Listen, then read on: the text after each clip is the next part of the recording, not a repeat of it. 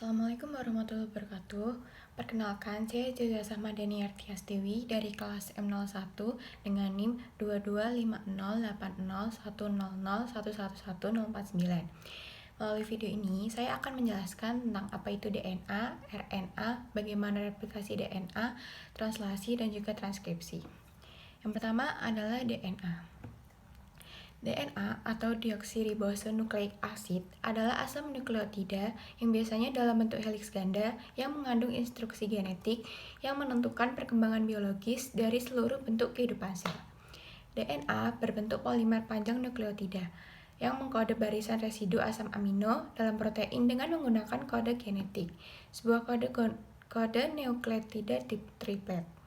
DNA seringkali dirujuk sebagai molekul heredititas karena ia bertanggung jawab untuk penurunan sifat genetika dari kebanyakan ciri yang diwariskan. Pada manusia, ciri-ciri ini misalnya dari warna rambut hingga kerentanan terhadap penyakit. Selama pembelahan sel, DNA direplikasi dan dapat diteruskan ke keturunan selama reproduksi. Kemudian ada struktur DNA. DNA merupakan polimer nukleotida rantai DNA yang berbentuk heliks ganda, yang sudah seperti saya sebutkan tadi, dan terdiri atas senyawa organik nukleotida yang berulang-ulang dan tersusun lengkap. Dan sudah tertera seperti pada gambar, setiap nukleotida terdiri dari gula pentosa atau deoksiribosa, gugus fosfat, dan basa nitrogen yang terdiri dari golongan purin, yaitu adenin dan guanin, dan golongan pirimidin, yaitu sitosin dan timin. Kemudian basa nitrogen penyusun DNA. Untai ganda DNA terhubung melalui ikatan hidrogen yang terbentuk di antara pasangan basa nitrogen. Ikatan hidrogen tersebut terbentuk dari dua basa nitrogen, yaitu golongan purin yaitu guanin dan adenin, dan juga golongan pirimidin yaitu sitosin dan timin. Selanjutnya ada nukleotida.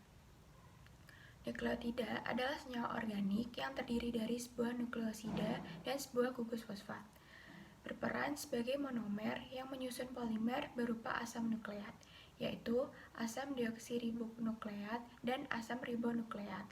Asam deoksiribonukleat itu dari DNA dan asam ribonukleat itu dari RNA. Nukleotida diperoleh dari makanan dan juga sintesis hati dari nutrien. Kemudian ada struktur nukleotida. Sebuah nukleotida tersusun atas 3 subunit kimiawi yang berbeda. Yang pertama adalah molekul gula dengan atom karbon. Yang kedua sebuah gugus basa nitrogen heterosiklik.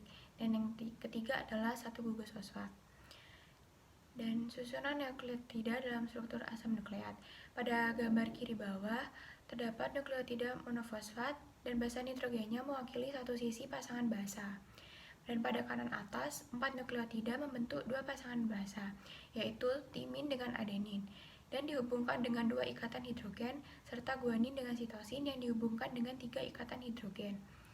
Dan satu monomer nukleotida terhubung dengan nukleotida lainnya di bagian gugus gula dan fosfat masing-masing, dan membentuk 2 tulang punggung, struktur unting ganda dari asam nukleat yang ditunjukkan di bagian kiri atas. Selanjutnya ada nukleosida. Nukleosida adalah sebutan dari nukleotida yang tidak memiliki gugus fosfat dan tersusun dari gula ribosa dan basa nitrogen. Nukleosida juga merupakan kerangka dasar dari terbentuknya AMP, ADP, dan ATP, di mana proses pembentukan ketiga senyawa tersebut di mitokondria sebagai bagian dari respirasi. Selanjutnya ada macam-macam DNA. DNA ada 4 macam, yaitu aDNA, bDNA, cDNA, dan zDNA. aDNA mempunyai 11 basa perputaran, dan aDNA lebih aktif dalam sel daripada bDNA. bDNA mempunyai 1 basa perputaran dan dapat digunakan dalam replikasi RNA. cDNA dapat digunakan untuk pengujian obat dan juga dapat digunakan dalam identifikasi penyakit. Yang terakhir, zDNA mempunyai 12 basa perputaran dan dapat digunakan dalam penerjemah RNA. Dan berikutnya ada RNA. RNA atau ribonukleik asid adalah molekul polimer yang terlibat dalam berbagai peran dalam mengkode, dekode, regulasi, dan ekspresi gen. RNA dirakit sebagai rantai nukleotida dan lebih sering ditemukan di alam sebagai untai tunggal yang melipat ke dirinya sendiri daripada untai ganda berpasangan. Struktur RNA. RNA merupakan polimer yang tersusun dari sejumlah nukleotida, dan setiap nukleotida memiliki satu gugus fosfat, satu gugus pentosa, dan satu gugus basa nitrogen. Polimer tersusun dari ikatan berselang-seling antara gugus fosfat dan satu nukleotida dengan gugus pentosa dari nukleotida yang lain.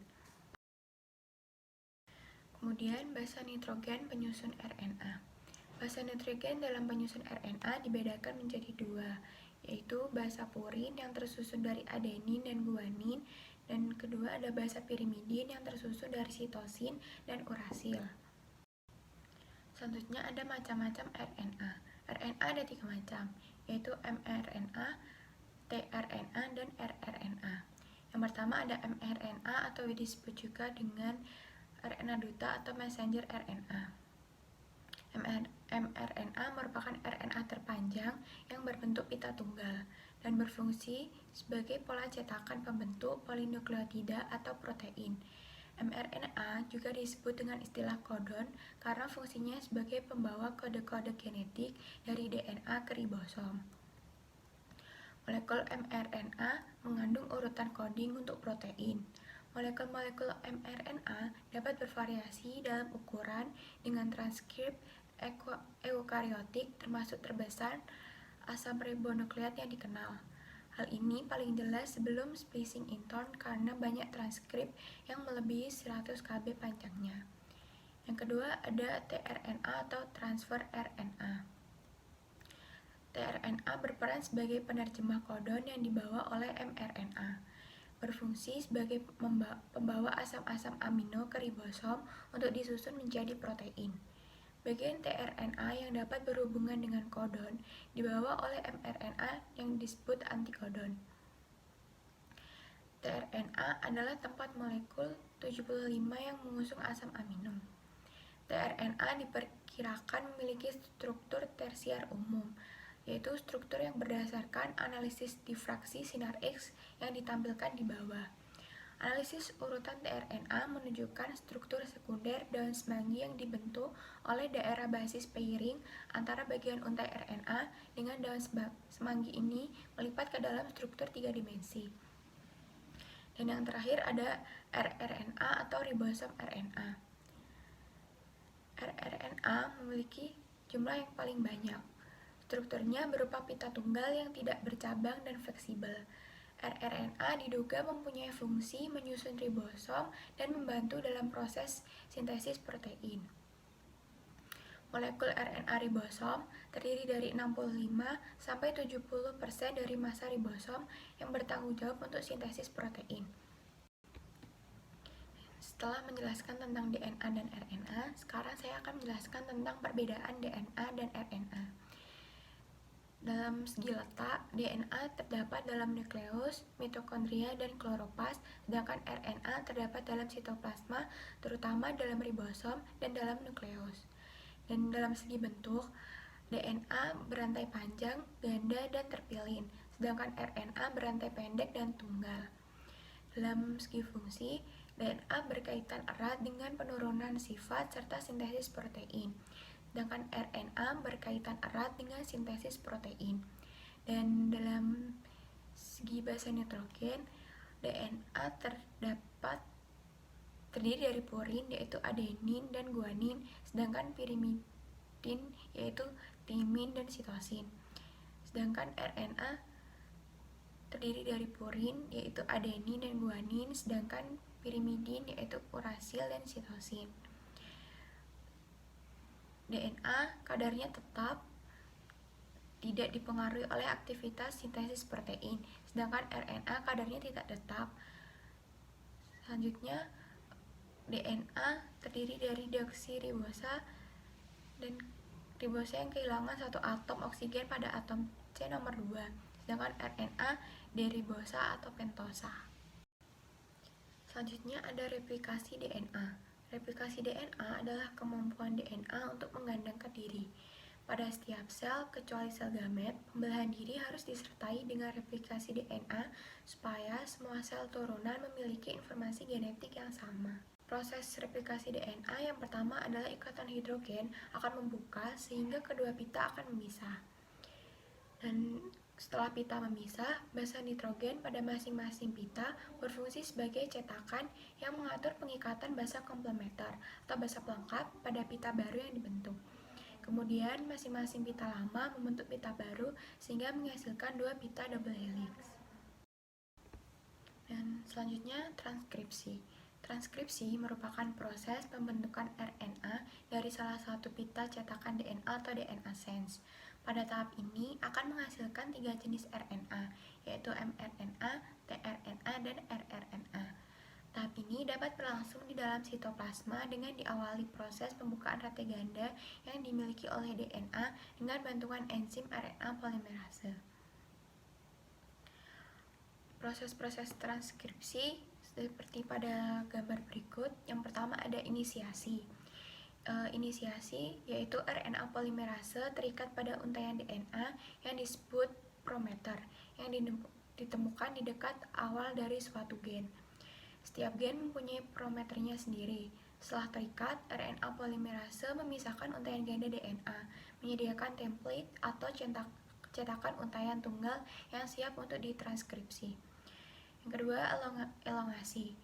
Suatu untaian DNA, untaian cetakan bertindak sebagai cetakan untuk digunakan oleh enzim RNA polimerase. Sambil membaca cetakan ini, RNA polimerase membentuk molekul RNA keluar dari nukleotida dan membuat sebuah rantai yang tumbuh dari 5 ke 3. RNA transkripsi membawa informasi yang sama dari untaian DNA non-template atau coding. Proses yang terakhir adalah terminasi, yaitu urutan ini memberikan sinyal bahwa transkripsi RNA telah selesai. Setelah ditranskripsi, RNA polimerase melepaskan hasil transkripsi RNA. Yang terakhir ada translasi. Translasi adalah proses urutan nukleotida dalam mRNA yang diterjemahkan ke dalam urutan asam amino dari rantai polipeptida. Selama proses translasi ini, sel membaca informasi pada mRNA dan menggunakannya untuk membuat sebuah protein.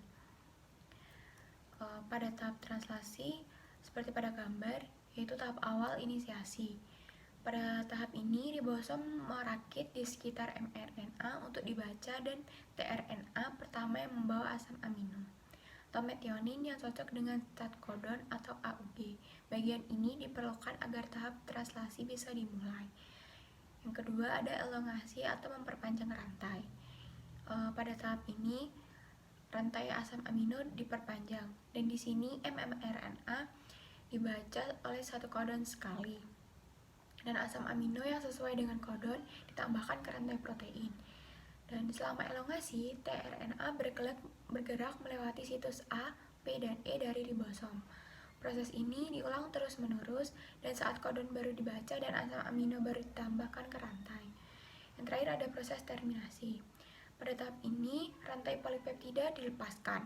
Proses ini dimulai ketika stop codon, yaitu pada UAG, UAA, dan UGA memasuki ribosom, membuat rantai polipeptida sehingga terpisah dari tRNA dan lepas keluar dari ribosom. Dan sekian dari saya, mohon maaf bila ada kesalahan.